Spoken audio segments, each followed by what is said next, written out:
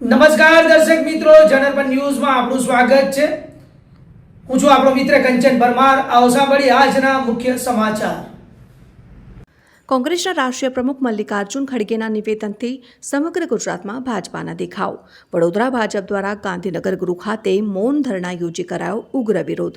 મલ્લિકાર્જુન ખડગે દ્વારા ગુજરાત અને મહાપુરુષો વિરોધ આપવામાં આવ્યું હતું કથિત નિવેદન। શહેર ભાજપાના વિવિધ મોરચાના આગેવાન સહિત કાર્યકરો દ્વારા કરાયો વિરોધ।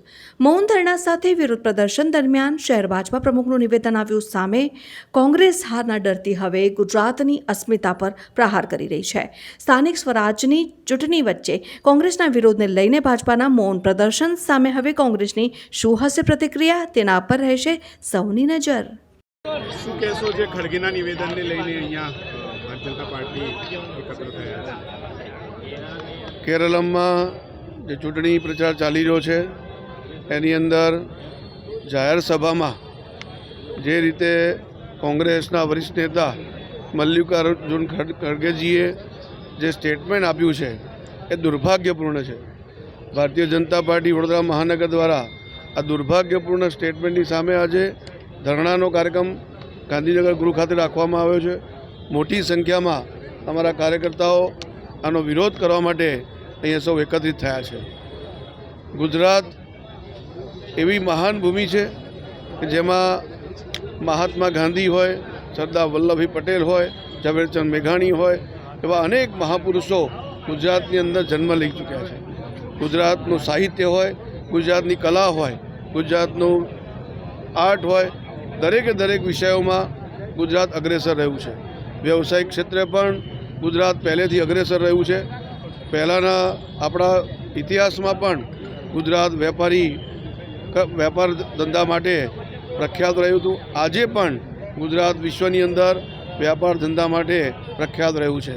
આવા ગુજરાતનું અપમાન કરવું, ગુજરાતીઓનું અપમાન કરવું અને કહેવું કે ગુજરાતી અભણ છે, આવા પ્રકારના વાક્યો બોલવા એ ખૂબ દુર્ભાગ્યપૂર્ણ છે। અમે આની કડી નિંદા કરીએ છીએ, ઘોર આલોચના કરીએ છીએ અને કોંગ્રેસને તમે જાણીએ છીએ કે આવા પ્રકારના વાક્યો બોલવા, એમની આવી ગંદી રાજનીતિ, ઓછી રાજનીતિ એમના માટે જાણીતી છે।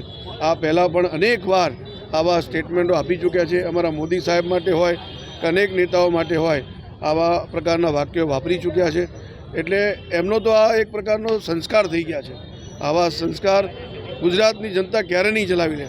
ત્યારે આગામી સમયમાં ચૂંટણી કેરળમાં આવી રહી છે અને આવા જાહેર મંચ પર બોલવું એ જ એક બહુ મોટી વાત થઈ ગઈ છે। અમે ગુજરાતી તરીકે, ભારતીય તરીકે આની ઘોર નિંદા અને આલોચના કરીએ છીએ। ધન્યવાદ। માફી એમનો વિચાર કરવો જોઈએ કે આવા સ્ટેટમેન્ટ તો પહેલાં બોલવા જ ના જોઈએ અને બોલ્યા છે તો દેશની જનતાની સામે, ગુજરાતની જનતાની સામે માફી માંગવી જોઈએ। અમારી તો ડિમાન્ડ છે કે આવા સ્ટેટમેન્ટ ભવિષ્યમાં ના આવે, એવા કંઈ સંસ્કાર આપવાનો કાર્ય પણ કોંગ્રેસો કરે। કારણ કે કોંગ્રેસની અંદર જે પ્રકારના સ્ટેટમેન્ટ આવી રહ્યા છે એ એકદમ ઓછી રાજનીતિના છે। દેશની સમક્ષ પહેલાં પણ અમે કહ્યું હતું, પણ આ લોકોને શરમ જ નથી। આ શરમ ના હોય એ લોકોને શું કહેવું, પણ અમે જરૂર અપીલ કરીએ છીએ કે તમે વરિષ્ઠ નેતા છો, દેશની અને ગુજરાતની જનતાની માફી માંગો।